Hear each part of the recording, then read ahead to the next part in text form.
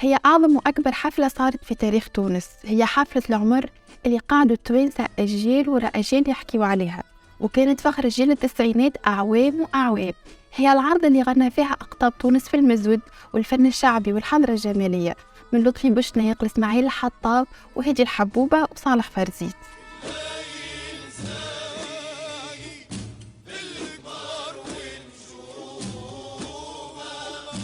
هي حفلة النوبة اللي الناس الكل توا تحلم بها.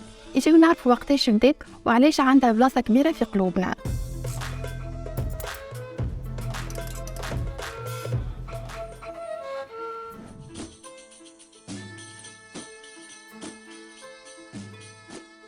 عرض النوبة 1991 هكا اسمها وهكا تكتبها التلفزة كي تعرضها، وتعودها مئات إذا مش آلاف المرات، لين تقعد في أمخاخنا حفلة أسطورية مستحيل تتعاود حاجة كيفها ولا حاجة تجبلها نهار آخر. الحفلة جات بمبادرة المسرحي الفاضل الجزيري والموسيقي الملحن سمير العقربي لافتتاح مهرجان قرطاج.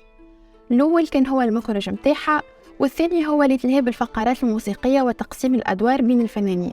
تاريخيا الحفلة اللي كانت في صيف 1991 جات في بداية عهد بن علي، بعد ما كان الفن الشعبي بصفة عامة والمزود بصفة خاصة ممنوعين في عهد بورقيبة.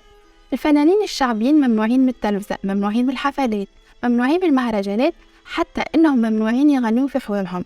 الشيء هذا خلى من الحفلة هذه عبارة من النظام الجديد اللي هو فوفيغ، ما قادش ممنوعين فيه كما قبل، وخلى صوتهم يدخل كل دار ويسمعوهم التوانسة الكل.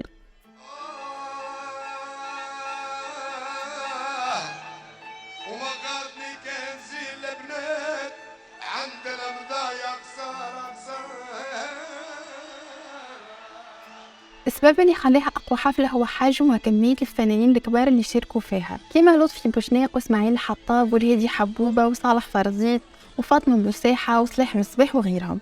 مشاركة صالح الفرزيت في حد ذاتها كانت تحدي بالنسبة لي، وبالنسبة للغناء اللي يغني فيه، غناية الزنداني والحبس بصفة عامة، وغناية ارضى علينا يا لميمة رانا منظمين بصفة خاصة.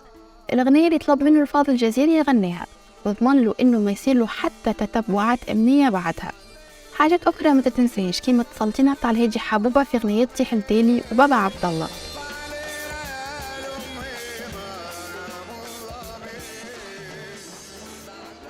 غنيتها هبلت الجمهور وخليته الكل واقف ويشطح مع حبوبة وهو هز المسرح من اليمين لليسار.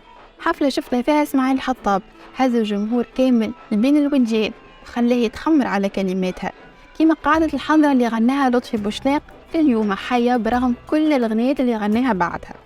عرض النوبة 1991 كانت بداية لعصر جديد ولا فيه الفن الشعبي والمزود رقم واحد عند التوانسة، وما عادش الفن الشعبي كما قبل وصمة يعايروا بها الحوم الشعبية ولا الدواخل متاع البلاد. كانت أعوام التسعينات عبارة على العصر الذهبي لها الفن اللي ولا ما يغيبش على حتى مهرجان وتلقاه في كل عرس وفي كل دار. هيك علاش عرض النوبة 91 قاعدت في قلوب التوانسة الكل، وما زالت تقعد هي أعظم حفلة متاع مسود وفن شعبي، برغم اللي برشا محاولات صارت باش تصير حاجة كيفها ولا حتى أقل منها بشوية، لكن ما نجم حد يضاهيها ولا يشد بلاصتها. وانتم كان عندكم ذكريات تربطكم بهالحفلة احكيوهم لنا في الكومنتارات.